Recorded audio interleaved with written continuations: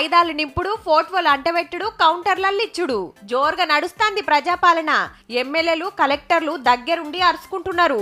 చెన్నూరులా MLA Vivek Venkataswamy sir దరఖాస్తులు తీసుకొని 6 గ్యారెంటీలు పక్కా అమలు చేస్తామని హామీ ఇచ్చిండు మల్లోపారి.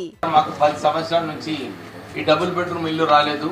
మాకు ఇంద్రమ్మ ఇల్లులు వస్తాయా లేదా, మాకు ప్రయారిటీతో నియండి. అట్లనే free current, gas cylinder subsidy, మహిళలకు 2,500, పింఛన్లకు చాలా మంది అప్లికేషన్లు పెడుతున్నారు.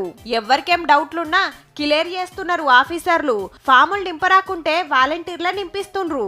అటు ఆధార్ సెంటర్లకు కూడా బాగానే వస్తున్నారు వివరాలు మార్చుకుంటానికి. బస్సు ఫ్రీ అనేసి అన్నారు, దానికి తెలంగాణ ఉండాలి, వాళ్ళకి మాత్రమే టికెట్ ఇవ్వకుండా చేస్తున్నారు.